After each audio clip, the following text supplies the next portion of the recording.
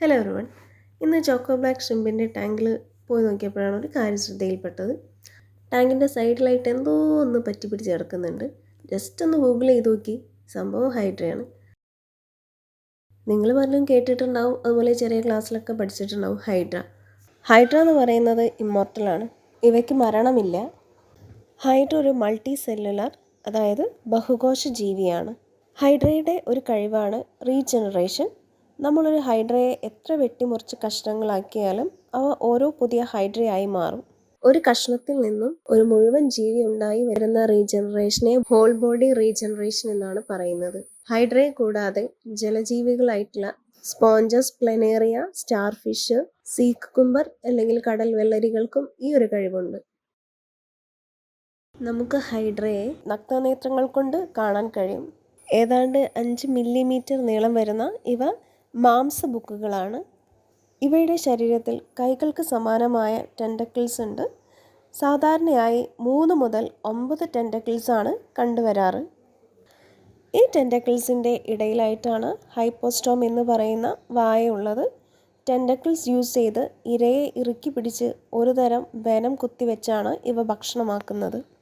ചെറിയ മീൻ കുഞ്ഞുങ്ങൾ, shrimp babies, Daphnia, Moina എന്നിവയാണ് ഇവയുടെ പ്രധാന ഇരകൾ.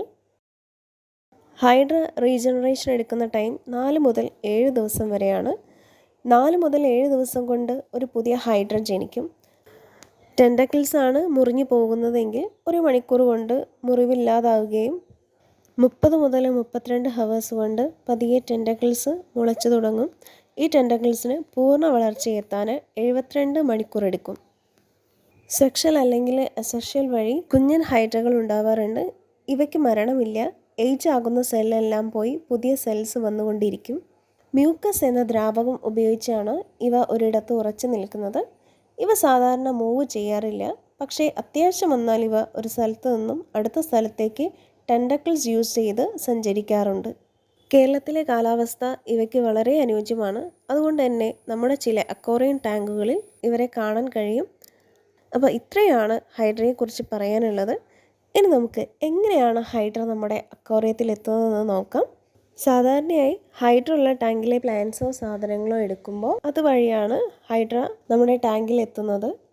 പൊട്ടാസ്യം പെർമാംഗനേറ്റ് വെള്ളത്തിൽ കലക്കി പ്ലാന്റ്സ് ഒന്ന് മുക്കി വെച്ചെടുത്താൽ ഒരു പരിധി വരെ നമുക്ക് ഹൈഡ്ര നമ്മുടെ ടാങ്കിൽ എത്താതെ തടയാം. ഇനി ഹൈഡ്രയെ എങ്ങനെ റിമൂവ് ചെയ്യാൻ നോക്കാം. ആദ്യത്തെ മെത്തേഡാണ് പ്രെഡേറ്റർ ഫിഷിനെ ആഡ് ചെയ്യുക എന്നത്. ഞാൻ മുമ്പ് പറഞ്ഞിരുന്നു, ഷ്രിമ്പിൻ്റെ ടാങ്കിലായിരിക്കും ഇവയെ സാധാരണയായി കാണാൻ കഴിയുന്നത്. അതിൻ്റെ കാരണം എന്താണെന്ന് വെച്ചാൽ ഗപ്പി, സീബ്ര ഡാനിയോസ്, മോളി, ഗൗരാമി തുടങ്ങിയ ഫിഷസ് ഇതിനെ കഴിക്കും. അപ്പോൾ ഹൈഡ്ര ഉള്ള ടാങ്കിൽ നമുക്ക് 1-2 ഗപ്പിയെയോ മോളിയെയോ ടാങ്കിലിട്ടാൽ മതി. അടുത്ത മെത്തേഡാണ് ഫുഡ് റെഡ്യൂസ് ചെയ്ത് ഹൈഡ്രയെ ഇല്ലാതാക്കാം. അതായത് live food, Daphnia, Moina, artemia എല്ലാം സ്റ്റോപ്പ് ചെയ്യുക. അതുപോലെ തന്നെ പൗഡർ ഫുഡ് അല്ലെങ്കിൽ മൈക്രോ ഫുഡ്സ് സ്റ്റോപ്പ് ചെയ്യുക. ഇങ്ങനെ ചെയ്താൽ ഹൈഡ്രയ്ക്ക് ഫുഡൊന്നും കിട്ടാതെ നശിച്ചു പോകും. മൂന്നാമത്തെ മെത്തേഡാണ് സ്പോട്ട് ട്രീറ്റ്മെൻറ്റ്. ഒരു സിറിഞ്ചിൽ 3% ഹൈഡ്രജൻ പെറോക്സൈഡ് കുറഞ്ഞ അളവിൽ ഹൈഡ്രയുടെ മുകളിൽ അപ്ലൈ ചെയ്യുക. ഇതാണ് സ്പോട്ട് ട്രീറ്റ്മെൻറ്റ്. നാലാമത്തെ മെത്തേഡാണ് അസാസിൻ സ്നെയിൽ അല്ലെങ്കിൽ ആപ്പിൾ സ്നെയിൽസിനെ യൂസ് ചെയ്ത് ഹൈഡ്രയെ കൊല്ലാം. അഞ്ചാമത്തെ മെത്തേഡാണ് ഫെൻബെൻഡസോൾ. ഇത് മൃഗങ്ങളുടെ വിരശല്യത്തിനുള്ള മരുന്നാണ്. ഇത് ഹൈഡ്രയെ റിമൂവ് ചെയ്യാൻ നല്ലതാണ്. 38 ലിറ്റർ വെള്ളത്തിൽ 0.1 ഗ്രാം എന്ന അളവിൽ യൂസ് ചെയ്യുക. ഷ്രിമ്പിനും ബാക്കി ഫിഷിനും ഇത് സേഫാണ്. പക്ഷേ സ്നെയിൽ ഡെഡ് ആകാനുള്ള ചാൻസ് കൂടുതലാണ്. അവസാനത്തെ മെത്തേഡാണ് നോ പ്ലനേറിയ. ഇതൊരു പൗഡറാണ്, അക്വേറിയം ഷോപ്പിലൊക്കെ കിട്ടും. ഇത് ഹൈഡ്ര പ്ലനേറിയത്തിനെ മാത്രമേ നശിപ്പിക്കുള്ളൂ.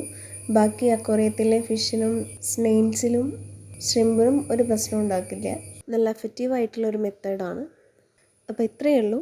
ഹൈഡ്രയെ പോലുള്ള മറ്റൊരു ജീവിയെ ഷ്രിമ്പിൻ്റെ ടാങ്കിൽ നിന്ന് കിട്ടിയിട്ടുണ്ടായിരുന്നു. അപ്പോൾ നെക്സ്റ്റ് വീഡിയോ അതിനെക്കുറിച്ചിട്ടാണ്. അപ്പോൾ എന്താണെന്ന് മനസ്സിലായാലൊന്ന് കമൻറ്റ് ചെയ്യണേ. Thank you for watching.